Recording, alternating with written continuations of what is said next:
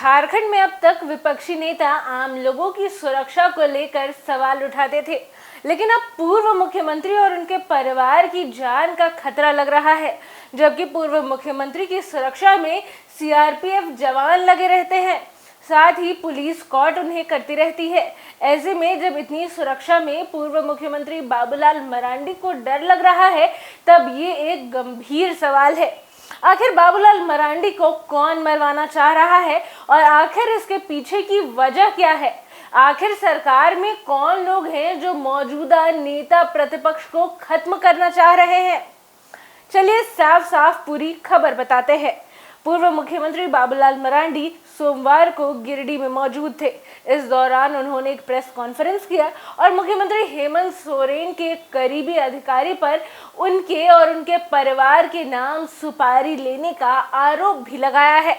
उन्होंने कहा है कि वो लगातार हेमंत सरकार के भ्रष्टाचार के खिलाफ आवाज उठाते आए हैं, तो अब हेमंत सरकार ने अपने एक करीबी अधिकारी को उनके खिलाफ सुपारी दे दी है। जब प्रतिपक्ष के नेता से मुख्यमंत्री के उस करीबी अधिकारी का नाम पूछा गया, तो मरांडी ने नाम बताने से इनकार करते हुए कहा कि उन्होंने अपनी आशंका जता दी है। तो हमें जानकारी मिली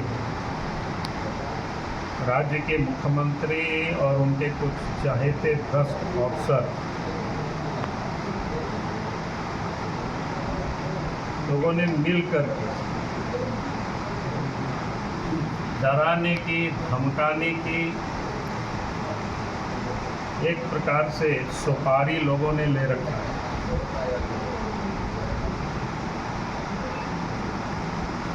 यानी मेरे ऊपर हमला करने का और कोई ना कोई झूठे केस मुकदमा में भी फंसाने का इस प्रकार की साजिश रची जा रही है।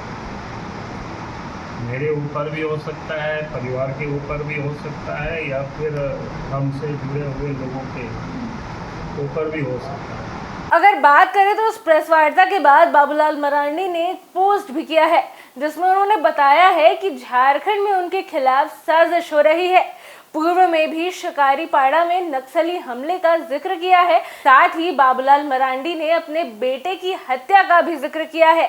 ऐसे में देखें तो बाबूलाल मरांडी के परिवार पर कई बार नक्सली हमले हो चुके हैं। एक समय इनके बेटे की हत्या नक्सलियों ने कर दी थी। वहीं बाबूलाल मरांडी के भाई नूनू मरांडी भागकर अपनी जान बचाया था। इसके बाद ही केंद्र सरकार ने सीआरपीएफ की सुरक्षा उन्हें मुहैया कराई थी। अब सबको याद है 2013 में भी सरकार हेमंत सोरेन की ही रही है। उस समय भी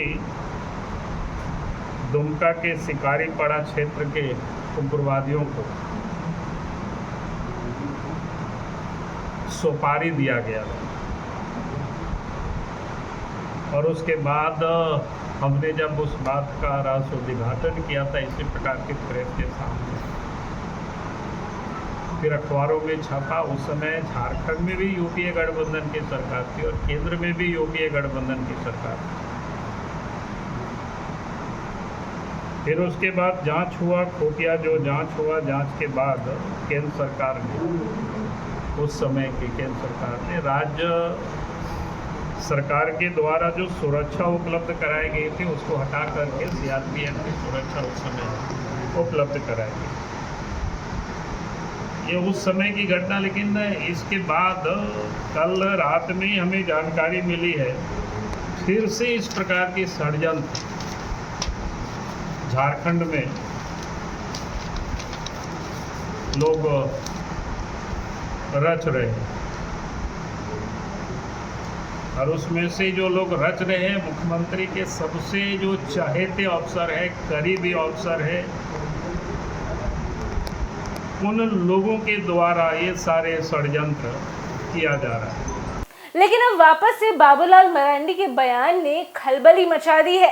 राजनीतिक गलियारियों में एक भूचाल सा आ गया है और अब इस मामले में जांच होगी, तभी ये साफ होगा कि आखिर कौन है जिसकी सुपारी बाबूलाल मरांडी को दी है और इसके पीछे की पूरी कहानी आखिर क्या है।